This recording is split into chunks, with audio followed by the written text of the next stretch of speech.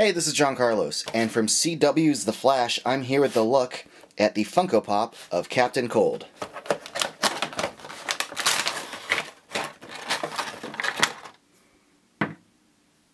I'm a big fan of the Flash TV show, so I was really happy when Funko announced they were making pops of it. But one of the things I was looking forward to was hopefully seeing some figures that weren't just the Flash and Reverse Flash. I think Captain Cold is a very well-translated character on the show. I think they adapted his costume and stuff really, really well. So I'm happy to see that Funko has made a pop of him. Now, if we go in for a closer look, the actual basic design of his body is like, you know, arm down at the side, shirts, shoes, pants. Nothing too crazy, but I think they did a good job with some of the details on his coat. And I think they did a good job with some of the details on his little freeze ray.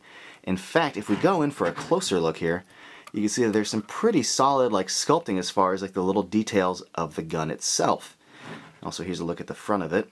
Now, his outfit, the actual jacket, is well sculpted, like the collar, the pockets. It all looks good. The belt, the pants, it all works. The clean little line going around the back that's sculpted in is great.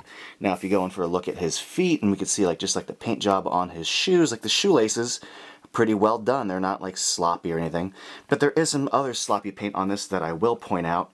Like there's a little black dot on his arm. Fine, whatever, that happens with some pops. Also his black glove does not paint all the way up to his sleeve. But there's a lot kind of going on with this pop on the head. Like if you look right here on his left cheek, there's like a little chunk of paint missing from his cheek.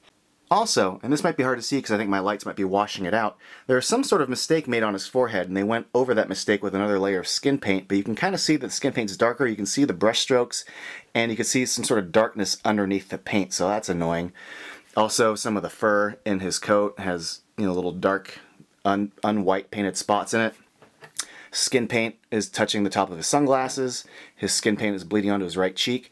Yes, these are all nitpicks, but if you take a look at the figure on its shelf, like not really up close, you know, just like that, none of those things matter. It's just me being nitpicky. But if you care about that sort of thing, be on the lookout, because when I was hunting for this in stores, I saw a lot that had way worse problems on the head. Full-blown like paint smears and stuff. So just be on the lookout if you care. Sunglass paint meeting the side of the hood can be a little wonky.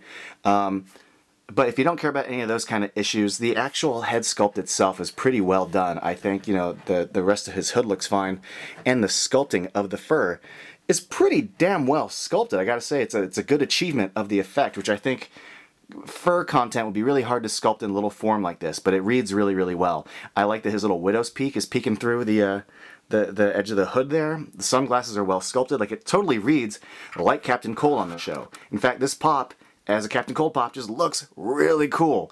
I'm a big fan of it. I can't wait to get the rest of the Flash pops because he's going to look really rad. I hope they expand the series and do more characters.